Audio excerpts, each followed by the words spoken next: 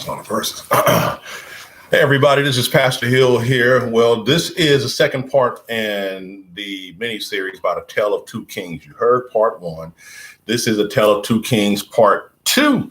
And so let me go ahead and get into this right now. I'm going to go to Matthew chapter 25, verses 14 to 30. That's a long context of scripture, but I'm going to read it and then make my way through this so that you can get the information from this context. All right, here we go.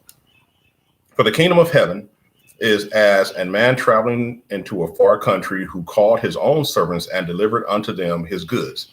And unto one he gave 5 talents, to another 2, and to another 1, to every man according to his several ability, and straightway took his journey. Then he that had received the 5 talents went and traded with the same, and made them other 5 talents. And likewise he that had received 2 had also gained other 2. But he that had received 1 went and digged in the earth and hid his Lord's money.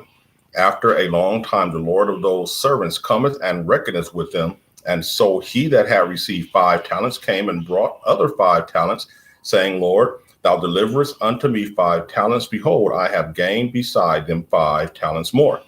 His Lord said unto him, Well done, thou good and faithful servant. Thou hast been faithful over few things. I will make thee ruler over many things. Enter thou into the joy of the Lord. He also that had received 2 talents came and said, Lord, thou deliverest unto me 2 talents. Behold, I have gained 2 other talents beside them. His Lord said unto him, Well done, good and faithful servant. Thou hast been faithful over few things. I will make thee ruler over many things. Enter thou into the joy of the Lord. Then he which had received the 1 talent came and said, Lord, I knew thee that thou art an hard man, reaping where thou hast not sown, and gathering where thou hast not strawed. And I was afraid, and went and hid thy talent in the earth. Lo, there thou hast that is thine. His Lord answered and said unto him, Thou wicked and slothful servant, thou knowest that I reap where I sow not, and gather where I have not strawed. Thou oughtest therefore to have put my money to the exchangers, and then at my coming I should have received mine own with usury. Take therefore the talent from him, and give it unto him which hath 10 talents. For unto everyone that hath shall be given, and he shall have an abundance. But from him that hath not shall be taken away even that which he hath. And cast ye the unprofitable servant into outer darkness. There shall be weeping and gnashing of teeth. If you've been following me in this series, you know that for the last few lessons, I've been using some teachings of Christ where he takes a practical solution for a spiritual application. And so what I'm doing is I'm pulling out the practical, because here's one thing you have to know.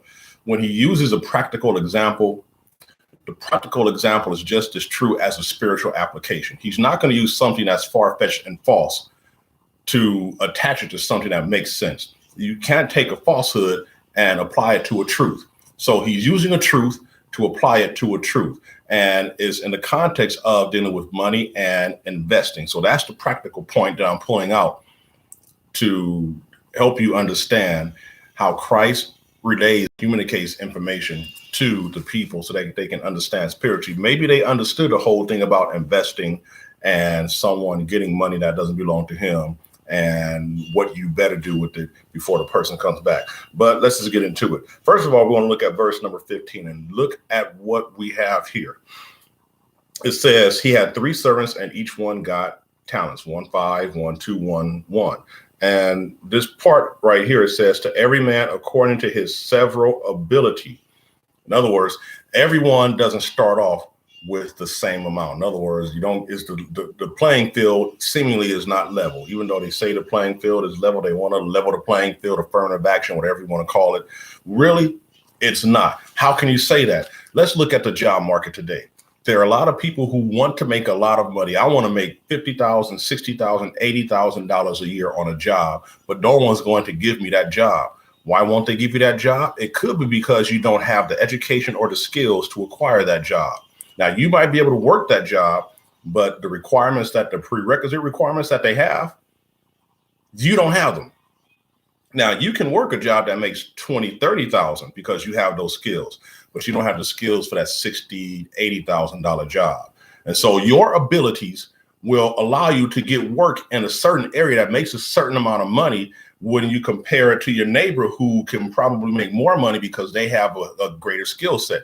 For example, I have 2 master's degrees in education, one's in administration. So that means that I can potentially become an administrator and make administrative level salary. Whereas a partner teacher of mine who can probably do just as well as an administrator won't, because they don't have the education or the background or basically the certificate to say that they can be an administrator. So everyone in a job market, you look at everyone who they get jobs based on their skills. And some people, they think that they should be making more money, but what kind of skills do you have? So same thing here. One man was given 5 because it was something about what that man knew and what he could do that the landowner could trust him with those 5 talents. Whereas one, I got 1, you're skilled enough to do something with this 1.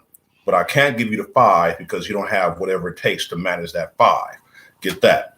And so you go through that. Everyone was given something according to what he has. So even today, look, you might not make $100,000, but you can manage that 35 or 40 that you do make and do very good with it. Here's the thing you got to understand. If we've been paying attention to my series, if you set up a budget, you can do very well over time with half of what someone else is making, who probably is not doing that well because they don't have a budget. Some people think when I have a lot of money, then it doesn't matter. No, it does matter. And maybe that's the thing that keeps people from getting those 5 talents. They simply don't have the skills of managing money, a budget. All right. So there's what you want to have. So it seems unfair, but we got to look at this. Let's go over to Luke chapter 19. We're going to look at this in another context, the same story in another context to see about whether or not this thing is a fair thing. Luke chapter 19, verses 12 to 14. Here's what it says over here. He said, therefore, a certain nobleman went into a far country to receive for himself a kingdom and to return. And he called his 10 servants and delivered them 10 pounds and said unto them, occupy till I come. But his citizens hated him and sent a message after him saying, we will not have this man to reign over us. So to get the idea, nobody liked the dude that was in charge. Here's another thing you need to understand. There's a divide between the rich and the poor, the haves and the have-nots. One thing you're going to see as you get down to the end of this context, where the one who had the one, even what you have was taken, that plays into the idea about how the rich get richer and the poor get poor. I'm just going to let my phone ring right there. All right, it's up. And I'm going to keep letting it ring. All right. And so you're going to see that right here. Here's someone, he's giving something to his people, but his people don't like him. You know how it is in this country. We look at the wealthy people and we don't like rich people so much because we think that they shouldn't be rich or that we should be rich like them. Look, it's not fair, but that's just the way this thing is. And learn to work with what you have. The boss is the one that makes the rules. Remember, got to understand the rules of this game. And so that was a story of Jacob and Laban. Go back and read that. There are rules to this game. Who is the one who sets the terms, the one who possesses and controls something. So you got to remember that. That's in Genesis chapter 29, verses 15 to 20, if you want to go back and look at that. Now let's go back to Matthew and looking at verses 15 to 17. There is an expectation that is placed on these servants as they're given this money. So same thing with us. As we get whatever income we get, there's an expectation that's placed on us. And that expectation is that we have or exercise proper management over what we are given. Fiscal management, that's 15 through 17, because he gave it to him. And what is this saying? You know, one got 5, one got 2. Luke chapter 19, verses 13. What did he do? He had 10 servants, gave them all 1 pound each. And he said, occupy till I come. That word occupy simply means get busy, do business. Don't just sit on it. I expect you to do something with this money so that it generates a return. In other words, don't go squander it. You need to be wise stewards over this, invest it in such a way so that when I return, I will see that what I gave you has gained more. So that word occupy till I come in Luke chapter 19 means do business, manage this properly. All right. So we look at Matthew. Why did I give the one 5 and 1 2 and 1 1? Because in order to one that has 5 has a track record, has proven himself that he can manage more. whereas the one who had 1 is probably a novice. This is probably somebody who's just new in the field. You can't handle 5 yet. I need to see how you can work with this 1. All right. Same thing with us when it comes to working, jobs, and money. Hey, if we can handle things in this level, maybe we can get promoted, or maybe if we just, settle down, go to school, get some stuff, we'll get there. All right. Keep it moving. So we have to remember that there are rules to how this thing functions in this world, in this economy. All right. Once you learn those rules and settle into those things, like playing Monopoly, once you get it, it will begin, hopefully, to pay off for you. Because one thing we learn for everybody is time and chance happens to us all. You may have the best idea, but it's the wrong time. All right. We took a chance, but the time wasn't right. And then it could be other things that work out. We look at verses 20 to 25. Look, there's a possibility of reward if you play by the rules. And you see that when the landlord returns, they're reporting, with these 5, I made 5. With these 2, I made 2. So we're looking at it like this. The one that got 5 got 100% return. The one that got 2 got 100% return. It's not that he got 5, he got 2. They got 100% return. In other words, they worked with what they were given and they got a return on that investment. And what was it that they were given as reward? Not to keep the money, but let's look at it in he said, his Lord said unto him, well done, thou good and faithful servant. Thou hast been faithful over few things. I will make thee ruler over many things. Enter thou into the joy of the Lord. Said that for the 5, said that for the 2. So you've done good with what I've given you. Now, as a reward, I'm going to give you something like this. In other words, I'm going to promote you because you did good with this. Now, let me give you this. I'm going to make you the talents that I gave you. That was a few. May have been a lot of money, but it was just a few. Guess what? Because you did that well, I'm going to promote you to be a principal because you handled it so well as a coach or as a learning strategist or as a grade level chair. I think you deserve to be an administrator because I saw how well you handled it here. All right. You deserve to be over this department because I see how you work and you work well with your employees and you had good customer service skills. I think you're good for this right here. So you were faithful over few. I'll make you ruler over many. Now, that's the spiritual application, but we're looking at the practical side right now. All right. We don't want to sit back and complain like that one that got the 1. No, because you see that he got nothing, but what he had was even taken from him. That's how the poor get poor. All right. Because they're not good stewards. So we got to see that there is the possibility of reward if we play by the rules of this game as far as how money is concerned. I told my congregation a story today about how, I kind of work the stock market every now and then. And so it's kind of like playing poker. When you get a good hand, play it because there's a chance that you might get some good returns. So I got wind of this one stock and I put a few dollars into it. And in a day, it tripled. Time and chance. If I just sat on the sidelines and didn't do anything, I will watch that stock go up, kicking myself because I did not put my money into it to get that return.